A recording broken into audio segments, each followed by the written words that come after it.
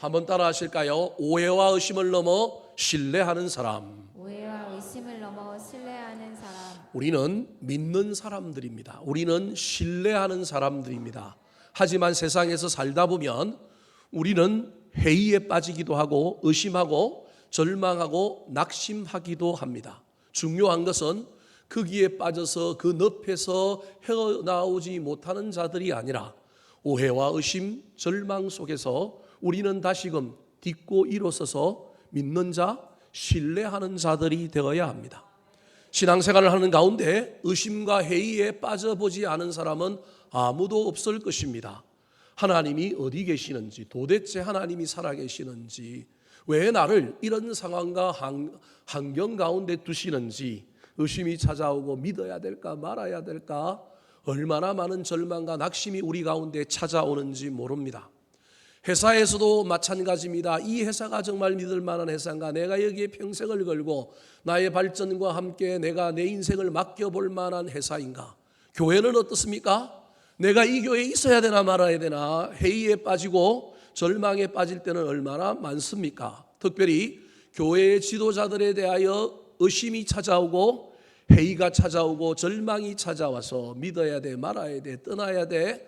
우리가 그러한 경우들이 얼마나 많은지 모릅니다. 심지어 가족 중에도 아내를 향하여, 남편을 향하여, 또 관계 영역에서 많은 사람들을 향하여 우리는 때로는 의심하고 회의에 빠지고 절망할 때가 얼마나 많은지 모릅니다. 오늘 본문에서도 이 회의와 절망에 빠진 주인공 한 사람이 등장합니다. 그 사람의 이름은 바로 세례 요한입니다.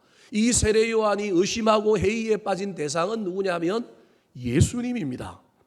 세례 요한은 지금 어디에 있느냐 하면 감옥에 있습니다. 대헤롯이라고 하는 아기 예수님이 태어났을 때 2살 이하의 사내 아이를 죽이라고 명령했던 아버지 헤롯의 아들입니다. 이 아버지가 죽고 난 다음에 그 아들들에게 이스라엘 땅을 4등분하여 나누어서 다스리게 했습니다. 지금 예수님이 활동하고 있는 갈릴리 북부 지역을 다스리는 이 헤롯은 이름이 헤롯 안티바스라고 하는 사람인데 이 대헤롯, 아버지 헤롯의 아들이었습니다. 그런데 이 헤롯 안티바스가 너무너무 사랑하던 여인이 있었는데 그 여인이 누구냐 하면 헤로디아라고 하는 여인인데 이 여인과 결혼하지 못하고 정략적으로 다른 사람과 결혼하게 되었습니다. 그런데 훗날 이 여인을 사랑한 나머지 동생에게 시집간 이 여자를 뺏어오려고 동생을 독살하고 그 여인을 자기 아내로 만들어 버렸습니다. 이때 세례 요한이 잘못됐다, 문제다 이렇게 꼬집고 나아가니 헤롯은 죽일 생각이 없었지만 아내가 되었던 헤로디아가 마음에 독을 품었습니다. 여자가 한을 품으면 온유월에 서리가 내리는 것처럼 이 아내 헤로디아의 말 때문에 어쩔 수 없이 이 세례 요한, 그 당시 대선지자였던 세례 요한을 잡아다가 옥에 가두어 두고 있는 것입니다. 이 감옥에 갇혀 있는 이 세례 요한이 들려오는 소문에 예수님이 하는 행동, 그 예수님이 지금 어떤 사역을 하고 있는지를 들을 때 자기의 기대와 다른 어떤 일들 때문에 이분이 메시아가 맞는가, 내가 소개했던 분 맞는가, 내가 끝까지 이분을 믿어야 될까라고 하는 회의에 빠져버렸습니다. 여러분, 예수님을 가장 잘 알고 예수님의 앞길을 예비하러 왔던 세례 요한조차도 믿음의 대상인 예수님에 대하여 회의에 빠지고 의심하게 되고 절망에 처하는 것입니다. 그는 예수님보다 6개월 먼저 이 땅에 오셔서 예수 그리스도가 걸어가야 할 그 앞길을 예비하는 자였습니다. 예수님을 만나지 않고도 많은 사람들에게 예수님이 어떤 사람인지 믿음으로 증거했던 사람입니다. 마태복음 3장 11절 말씀 같이 읽어볼까요? 시작. 내 뒤에 오시는 이는 나보다 능력이 많으시니 나는 그의 신을 들기도 감당치 못하겠노라. 그는 성령과 불로 너희에게 세례를 주실 것이요. 보지도 않고 예수님을 믿음으로 확신에 차서 예수님은 나보다 능력이 많다, 나는 그분의 하인인데 하인들 중에 최고 하인은 주인의 신발끈을 메어주고 그 신을 정리하는 하인이 최고인데 나는 예수님의 하인 중에 최고도 아니다, 말석이다라고 얘기할 정도로 예수님을 영광스럽게 생각하고 예수님을 소개했던 사람입니다. 나는 지금 물로 세례를 주지만 그분은 성령과 불로 세례를 줄 것이다. 그가 요단강에서 세례를 줄 때 예수님이 나타나자마자 보지도 않고도 그렇게 설명했던 그가 이제 예수님 나타나자마자 예수님을 사람들에게 어떻게 소개했을까요? 요한복음 1장 20절, 3장 30절 말씀입니다. 시작. 보라, 세상 죄를 지고 가는 하나님의 어린 양이로다. 그는 흥하여야 하겠고 나는 쇠하여야 하리라. 예수님을 보는 순간 저분이 온 인류를 대속하여 십자가에 달릴 메시아다. 그래서 세상 죄를 지고 가는 하나님의 어린 양이다. 십자가에 달리실 분이다. 이제부터 나 따르지 말아라. 나는 쇠할 것이다. 예수 그리스도는 흥할 것이다. 제자들아, 나 따르지 말고 그는 흥하여야 하겠고 나는 쇠하여야 하리라. 나 따라다니면 개밥에 도토리다. 주님 따라다니라. 그래서 심지어 예수님의 제자들 중에 절반 가까이가 누구의 제자들이었느냐 하면 세례 요한의 제자들이었습니다. 그는 조용히 사라지는 사람. 나는 광야에서 소리다. 주인공 아니다. 나는 주님을 가리키는 손가락이다. 이렇게 겸손하게 그 주님을 전가하고 우리 주님에 대하여 믿음과 확신을 가졌던 그가 지금은 감옥에서 의심에 쌓여 있습니다. 회의에 빠져 있습니다. 저분을 믿어야 돼? 말아야 돼? 왜 그렇게 되었을까요? 그는 메시아라고 하는 예수님의 그 총론, 예수님의 주된 사역은 알고 있었지만 그가 그리는 그 주된 사역을 향하여 가야 될 강론에 있어서 그가 기대했던 바가 있었는데 감옥에 갇혀서 들려오는 소문을 들으니 나는 예수님이 메시아라고 알고 있었고 메시아는 이런 일을 할 거라고 하는 내 기대가 있었는데 예수님이 내 기대와 다르게 살아가고 있는 거예요. 사랑하는 성도 여러분, 저와 여러분도 배우자들을 향하여 교회에서 지도자에 대하여 우리 공동체에 대하여 저와 여러분이 속한 회사와 다른 여러 영역에서 우리는 어떤 일에 대하여 의심과 회의가 찾아오게 될 때 그것은 내 기대를 충족시키지 못하기 때문에 우리는 그럴 수 있다라고 하는 것을 기억해야 됩니다. 특별히 그 기대가 큰 그림, 총론이 아니라 강론에 저와 여러분이 눈이 빠져가지고 어느 것 하나를 가지고 자꾸 뭔가를 평가하려고 하다 보면 세상에 완전한 공동체, 완전한 사람은 없어서 누구든지 강론의 하나의 영역에서는 문제가 있을 수 있는데 자꾸 강론을 가지고 전체를 해석하려고 하면 이런 오류에 빠지게 된다는 사실을 기억해야 됩니다. 총론을 가지고 강론을 녹여야 되고 총론을 가지고 강론을 덮을 줄 알아야 되고 기다릴 줄 알아야 되는데 한 번 안경이 바뀌고 한 번 실망하고 나면 총론이 무너져 버리고 나면 전체적인 믿음이 무너져 버리고 나면 강론은 전부 그 믿음이 무너진 것을 증명하는데 끌어다 쓰는 게 누구냐면 우리 인간이라고 하는 사실을 기억해야 됩니다. 물론 강론이 총론을 드러낼 때도 있습니다. 하지만 저와 여러분은 의심의 상황, 회의의 상황, 확신이 들지 않는 상태에서는 우리는 다시 한번 뭘 붙들어야 되느냐 하면 총론을 붙들어야 믿을 만한 사람인가? 괜찮은 사람인가? 믿을 만한 사람도 때로는 나를 실망시킬 수 있고 신뢰할 만한 사람도 때로는 옳지 않은 일을 할 수도 있다라고 하는 전제를 가져야 되는데 이 신뢰가 무너지고 나면 그 사람이 실수한 것, 그 사람이 때로는 잘못한 것도 전부 그 총론을 무너뜨린 데 쓸 수 있다라는 것입니다. 더 나아가 우리가 처한 상황이 고난의 상황이면 우리가 처한 상황이 어려움의 상황이면 우리는 현실을 자꾸 부정적으로 볼 수밖에 없다는 것입니다. 오늘 본문에서도 이 세례 요한은 어디에 갇혀 있느냐 하면 감옥에 갇혀 있으니 좋게 보이는 것이 아니라 어떻게 보이느냐 하면 자기의 고난, 나를 둘러싸고 있는 환경 때문에 의심하게 되고 회의에 빠져 있게 되는 것입니다. 그렇다고 의심하는 것, 회의하는 것이 잘못된 것은 아닙니다. 신앙은 의심하고 회의하는 것을 통하여 진정으로 발전합니다. 예수님의 제자 중에 대표적인 사람이 누구냐 하면 도마라고 하는 제자가 있습니다. 예수님이 부활하신 후 제자들에게 나타나셨는데 그 자리에 누가 없었느냐 하면 도마가 없었습니다. 그때 사람들이 예수님 만나고 감격해서 제자들이 자랑하니 도마가 뭐라고 얘기합니까? 말도 안 되는 소리 하지 마라. 나는 보지 않고는 믿겠다 못 믿겠다? 못 믿겠다 그랬습니다. 회의하는 사람, 의심하는 사람이 도마입니다. 근데 중요한 건 그 도마가 그 의심과 회의에 빠져 있는 것이 아니라 주님을 만남으로 말미암아 제가 보기엔 다른 제자들보다 훨씬 더 부활의 감격을 체험했을 것입니다. 왜? 제자들은 예수님의 손에 못자국 만져봤을까요? 창의 옆구리에 창자국 만져는 봤을까요? 쳐다만 봤을 겁니다. 근데 예수님은 두 번째 누구에게 나타나느냐 하면 도마가 함께 있는 제자들에게 나타나서, 제자들은 이제 두 번 본 거지만 도마는 한 번 봤는데 예수님이 도마를 딱 불러갖고 뭐라고 얘기합니까? 못자국 한번 만져봐. 옆구리에 창자국에 손 한번 넣어봐. 그래서 다른 제자들은 두 번 봤지만 여러분 직접 체험해 본 사람은 누구냐 하면 도마입니다. 의심해야 된다. 제가 그 얘기하는 것이 아닙니다. 의심할 수밖에 없는 것이 우리들입니다. 그런데 그 의심의 끝에서 주님을 만나지 못하고 저와 여러분이 의심을 넘어서지 못하면 우리 인생은 망가집니다. 우리는 손해보게 됩니다. 그런데 의심 속에서 주님을 만나고 그 의심을 딛고 신뢰하는 단계로 나아가면 훨씬 더 강력해집니다. 그래서 의심을 무조건 나쁘다고 이해하면 안 됩니다. 도마는 의심했는데 주님 만남으로 말미암아 다른 제자들보다 더 생생한 부활을 체험한 것입니다.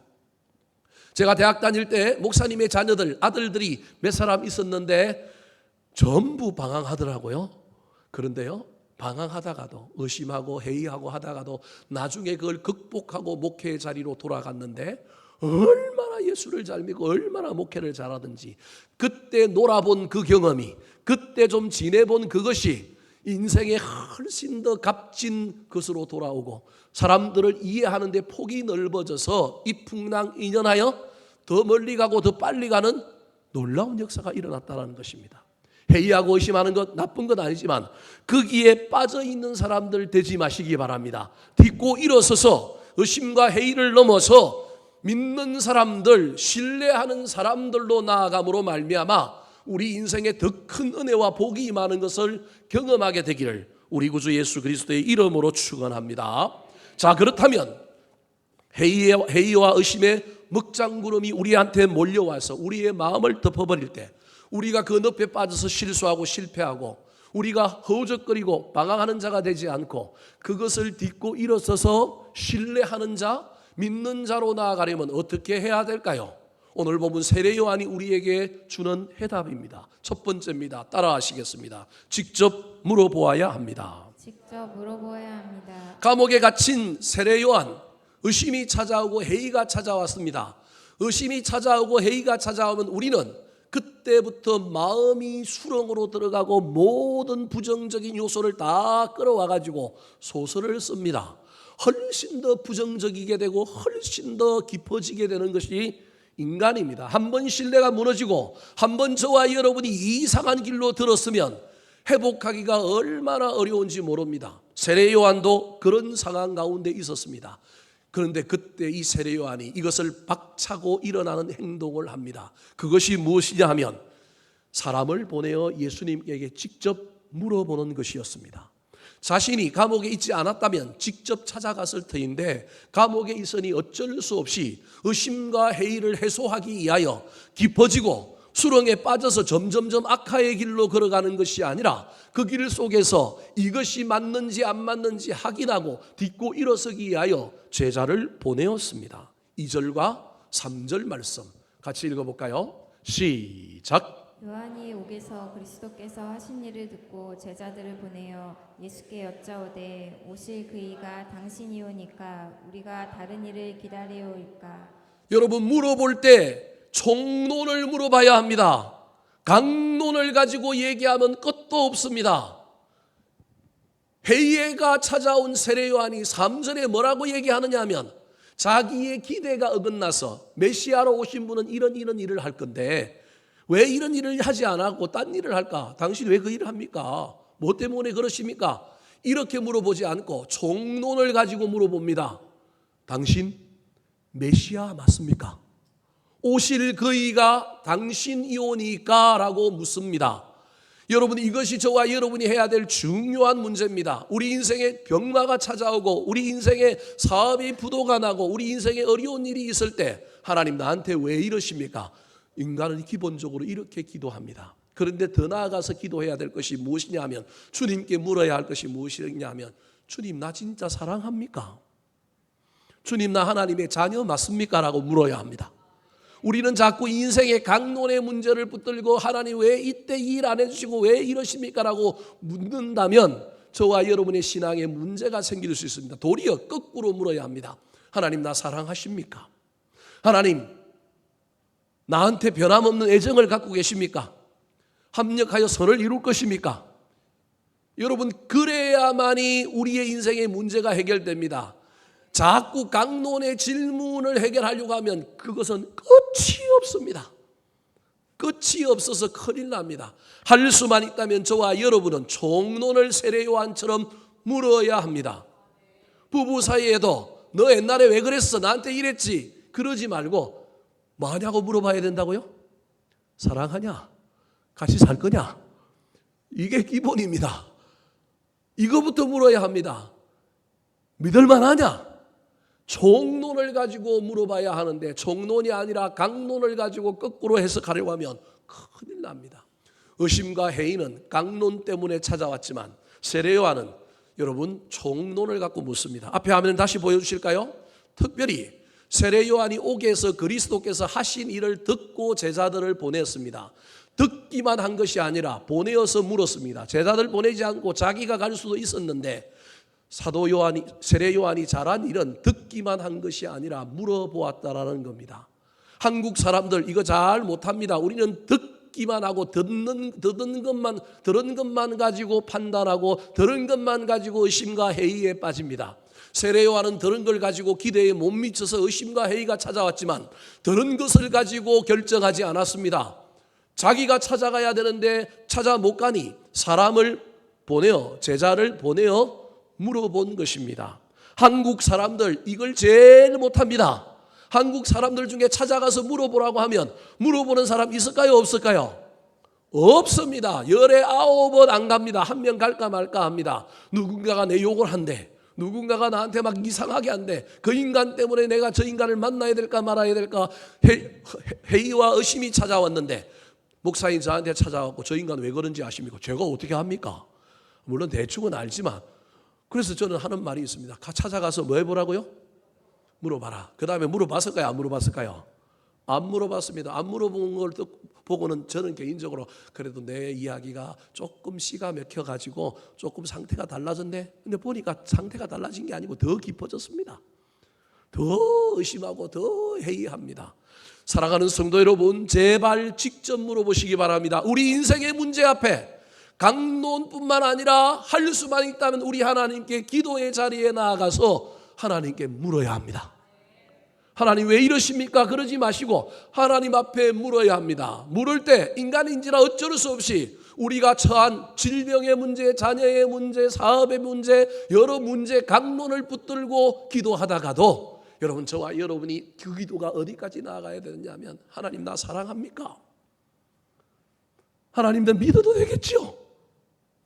하나님 합력하여 선을 이루어 주실 거죠? 이 일 끝에 놀라운 일이 있을 것이죠? 그래야만이 강론을 이길 힘이 생깁니다. 우리가 강론이 이해되면 믿을만하다라고 판단하면 여러분 강론은 못 이깁니다. 강론을 이기려면 전체를 가지고 이겨야 합니다. 그래서 그 강론은 견딜 수 있는 거예요. 그 강론은 저와 여러분이 감당할 수 있는 거예요. 더 큰 걸로 이겨야 되는데 이 문제를 가지고 이기려고 하면 여러분 이 문제 해결되고 나면 또 무슨 문제가 나와요? 또 다른 문제가 나와요. 그래서 영원히 못 이기고 영원히 회의에 빠지게 되는 겁니다. 인간인지라 총론만 물을 수는 없으니 강론을 물을 때도 있을 것입니다. 그때는 중요한 건 한두 가지만 물어보시기 바랍니다. 사람에 대하여 회의가 찾아오고 실망이 찾아왔을 때 목사님 내가 믿어도 됩니까? 목사님 나 사랑하시죠? 목사님 변치 않을 거죠?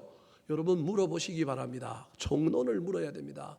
인간인지라 목사도 여러분 우리 상대편의 사람들도 강론에 문제가 없는 사람 한 사람도 없습니다. 그런데 문제가 있는 그 하나를 가지고 총론을 뒤집어 엎으려고 그러면 총론을 전체를 규정 지으려고 그러면 여러분 문제가 생깁니다. 그래서 할 수만 있다면 총론 물어보시고 난 다음에 이건 물어봐야 되겠다 싶은 강론이 있으면 한두 개 정도는 물어보시기 바랍니다. 하나님께 기도할 때도 여러분 강론으로 갔다가 총론으로 갔다가 다시 강론으로 오는 한이 있을지라도 저와 여러분이 하나님 앞에 내 인생에 왜 이런 일이 일어났습니까? 왜 이런 문제가 있습니까? 물어봄으로 말미암아 신앙의 해이, 관계의 해이, 인생의 모든 절망을 이겨내는 저와 여러분이 되기를 예수님의 이름으로 축원합니다. 두 번째, 회의와 의심이 찾아올 때 의심과 회의를 넘어서 믿는 사람, 신뢰의 길로 나아가기 위해서는 어떻게 해야 될까요? 따라 하시겠습니다. 말씀을 붙들어야 합니다. 말씀을 붙들어야 합니다. 오실 그이가 당신입니까? 다른 일을 기다려야 합니까? 예수님 당신 메시아 맞습니까? 라고 물었는데 우리 예수님은 이 세례 요한의 질문에 엉뚱하게 대답합니다. 신약 성경에 보면 예수님은 간혹 비유와 또 다른 질문을 통하여 우리가 보기엔 좀 생뚱맞은 좀 이상한 대답을 하실 때가 많습니다. 왜 예수님은 직접적으로 대답하지 않고 왜 이런 식으로 이야기하실까요? 오늘 본문에서도 세례 요한이 오실 그이가 당신입니까? 당신이 메시아 맞습니까? 물어보면 OX 맞다 아니다 메시아다 아니다 라고 대답해 주면 얼마나 좋을까요? 그런데 우리 예수님은 그렇게 대답하지 않고 이렇게 대답하셨습니다. 4절과 5절 말씀 같이 읽어볼까요? 시작. 예수께서 대답하여 이르시되 너희가 가서 듣고 보는 것을 요한에게 알리되 맹인이 보며 못 걷는 사람이 걸으며 나병 환자가 깨끗함을 받으며 못 듣는 자가 들으며 죽은 자가 살아나며 가난한 자에게 복음이 전파된다 하라. 세례 요한은 감옥에 있고 예수님은 사역의 현장에 있습니다. 이 사역의 현장은 영적인 전투가 일어나는 겁니다. 예수님은 치유하고 귀신을 쫓아내고 수많은 일들을 행하고 있는 이곳에 세례 요한의 제자들이 왔습니다.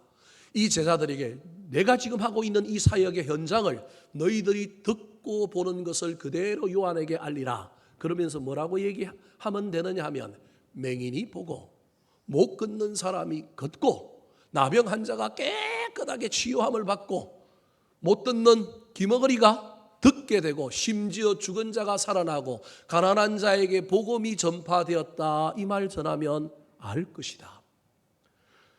전하는 제자들의 입장에서는 이게 무슨 동문서답이냐.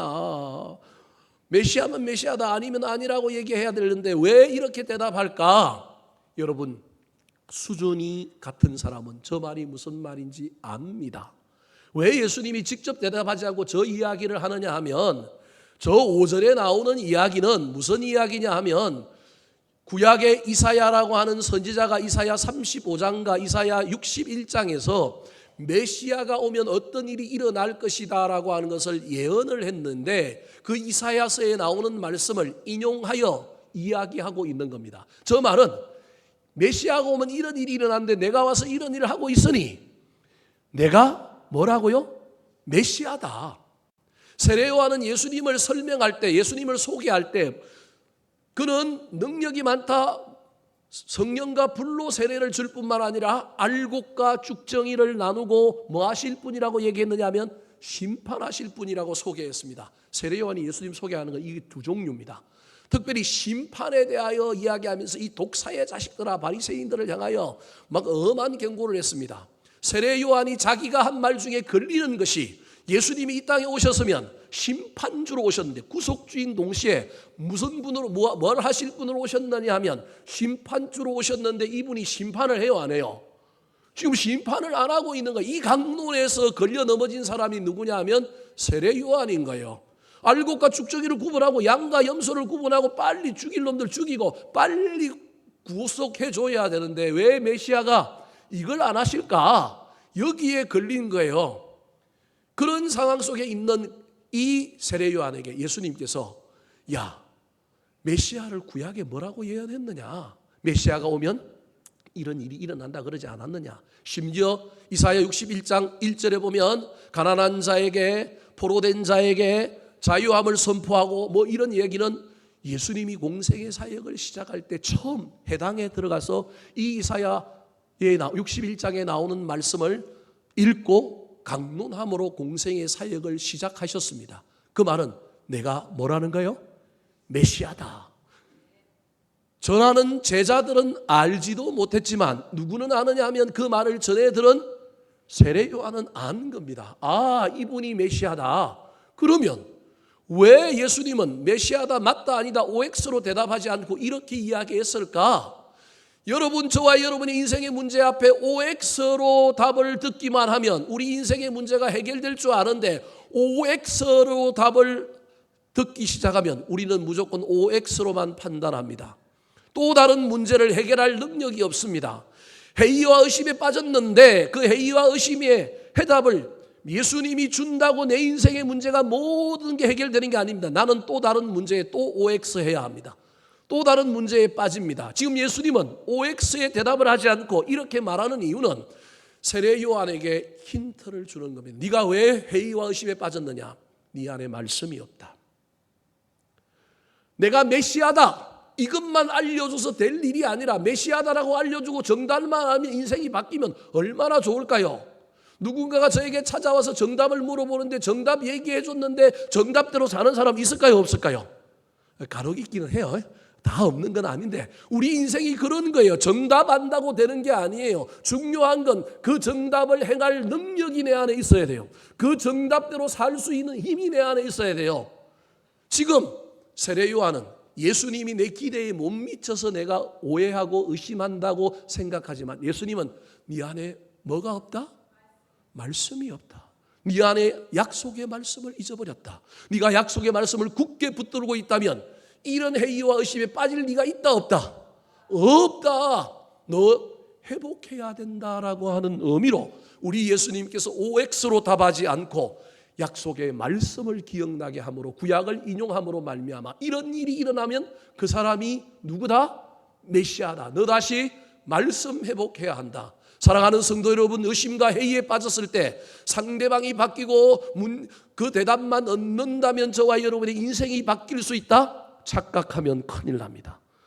그 사람도 바뀌어야 되고 대답도 들어야 하지만 누구도 변해야 되느냐면 나도 변해야 합니다. 나도 회복되어야 합니다. 의심과 회의에 빠진 건 나에게도 책임이 있다라고 하는 걸 잊어버리면 안 됩니다. 그래서 우리는 의심과 회의가 찾아왔을 때 회복하는 것은 다시 약속의 말씀을 붙들기 위하여 직설적으로 표현하면 예배에 더 열심을 내어야 합니다. 기도의 자리에 더 열심을 써야 합니다. 할 수만 있다면 그 회의와 의심이 찾아올 때 회의와 의심 속에서 방황하고 나자빠지고 남 탓하고 있을 것이 아니라 더 신앙에 열심을 내어야 합니다. 예수님께서 누군가에게 실족시키지 말라고 했지만 실족시키는 사람만 나쁜 것이 아니라 누군가가 나를 실족하게 만들고 시험 들게 만들었는데 그 시험 속에 이 사람 책임 때문이라고 시들시들해져 버리고 믿음을 떠나고 대충 살고 있는 나도 문제라는 사실을 기억해야 합니다. 진짜 내가 믿음의 사람이라고 한다면 누가 나를 찔러서 실족시게 만들어도 넘어진다, 안 넘어진다? 안 넘어진다. 넘어졌다가도 뭐 해야 된다? 일어나야 된다. 그게 믿음이다. 남이 나를 실족하게 만들고 시험 들게 만들어서 내가 이렇게 살고 있습니다. 내 핑계는 될지 몰라도 하나님 앞에, 주님 앞에 나아가면 변명이 된다, 안 된다? 우리 주님은 그게 네 믿음이다, 그게 네 수준이다라고 이야기할 겁니다. 우리는 남을 탓하는데 나를 시험 들게 만들고 나를 이상하게 하는 그 인간 탓하면서 하나님 저 인간 좀 죽여주세요. 하나님 그 인간 죽여주실 수도 있겠지만 나를 회복시켜야 된다는 사실을 잊어버리고 남을 향하여 저와 여러분이 하사를 쏘고 있으면 큰일 나는 겁니다. 그래서 다시금 말씀의 자리, 은혜의 자리로 돌아와야 합니다. 더 열심을 내어야 합니다. 시편 32편 8절 말씀 같이 읽어볼까요? 시작. 내가 내 갈 길을 가르쳐 보이고 너를 주목하게 훈계하리로다. 회의와 의심이 찾아올 때 저와 여러분은 배워야 할 때임을 깨달아야 합니다. 발견해야 될 때임을 알아야 합니다. 다시금 말씀으로 은혜의 자리로 돌아가서 다시금 약속의 말씀 붙들고 상황 탓하지 말고 사람 탓하지 말고 말씀 따라 살아가는 저와 여러분이 되기를 예수님의 이름으로 축원합니다. 마지막입니다. 회의와 의심을 넘어 저와 여러분이 믿는 사람, 신뢰하는 사람의 자리로 가려면 어떻게 해야 될까요?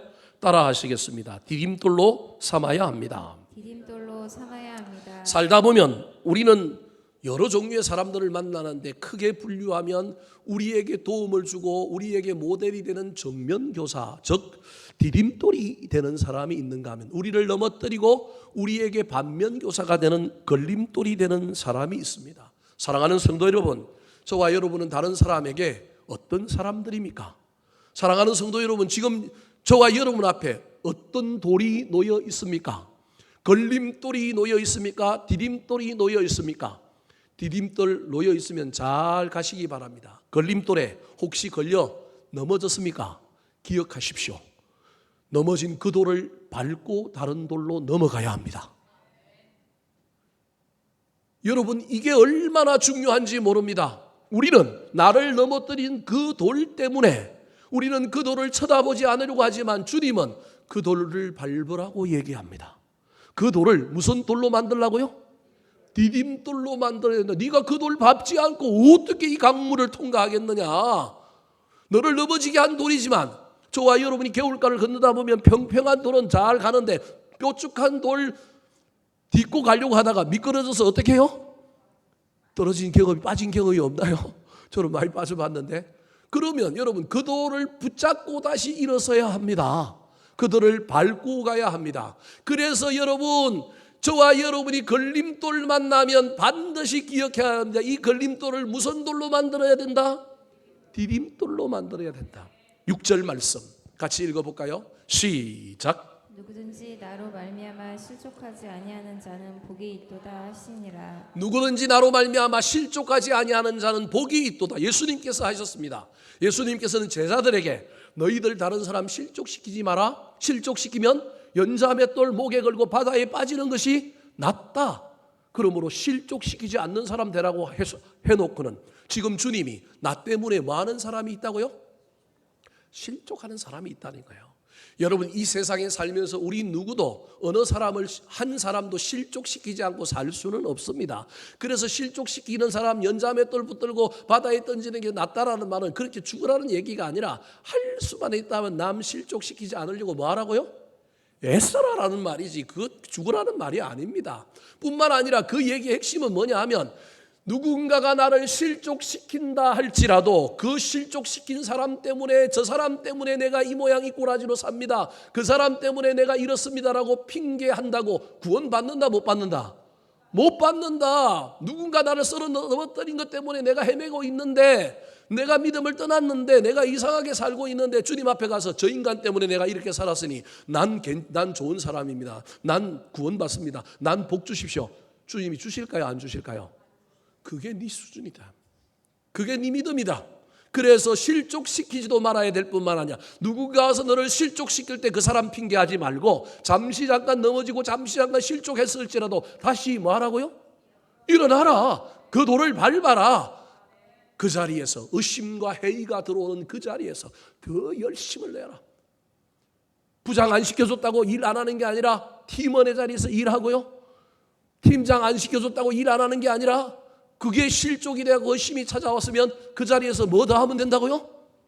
더 열심히 최선을 다하면요 하나님이 보시지 않겠습니까? 저 인간 넘어질 자리에서 일어나서 용서네.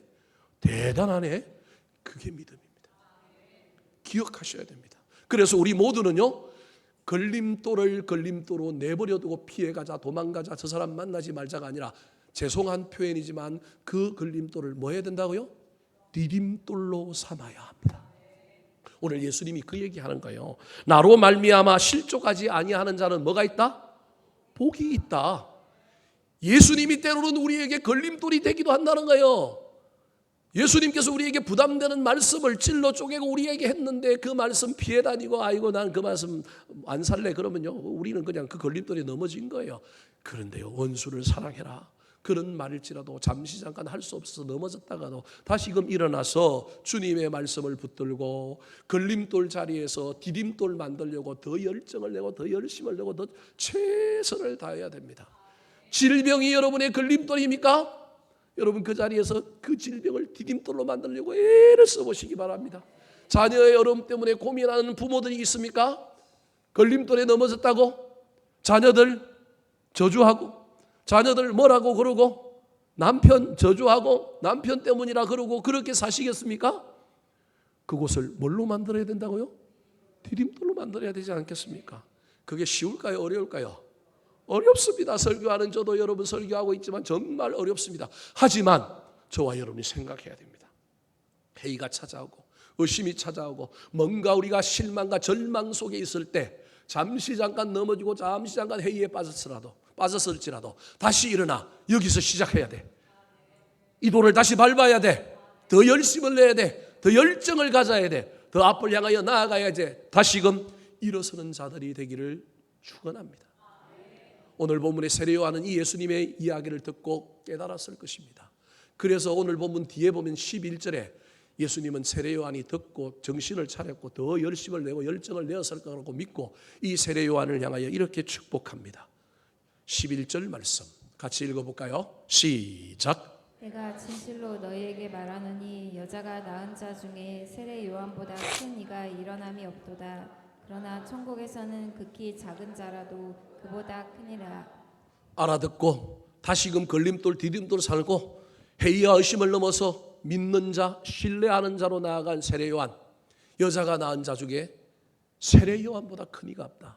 여자가 낳은 자 중에 최고가 누구냐면 세례요한이다. 칭찬하는 것입니다. 말씀을 마치려고 합니다. 사랑하는 성도 여러분, 공동체에서 직장에서 가족 안에서 사람에 대하여 저와 여러분이 의심하고 회의가 찾아올 때 그것을 핑계로 어긋나고 그것을 핑계로 방황하고 그것을 핑계로 저와 여러분이 엉뚱한 길로 가지 마시기 바랍니다. 그 자리에서 다시금 물어야 합니다.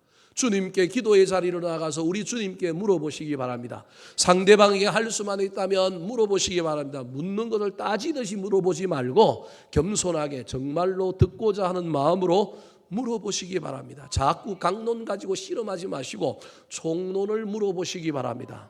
더 나아가서 나도 떨어진 것이 있다, 나도 문제가 있다 깨닫고 다시금 말씀을, 약속의 말씀을, 은혜의 자리를 붙들고 사수하였으면 좋겠습니다. 더 나아가서 넘어진 그 자리가, 그 돌이 디딤돌이 되어야 한다는 사실을 깨닫고 힘들고 어렵겠지만 이를 악물고 그 자리에서 더 열정과 열심을 가지고 일어서서 더 헌신하며 더 가열차게 앞을 향하여 달려가는 자들이 되기를 예수님의 이름으로 축원합니다. 한번 따라 하실까요? 오해와 의심을 넘어 신뢰하는 사람. 오해와 의심을 넘어 신뢰하는 사람. 직접 물어보아야 합니다. 직접 물어보아야 합니다. 말씀을 붙들어야 합니다. 말씀을 붙들어야 합니다. 디딤돌로 삼아야 합니다. 디딤돌로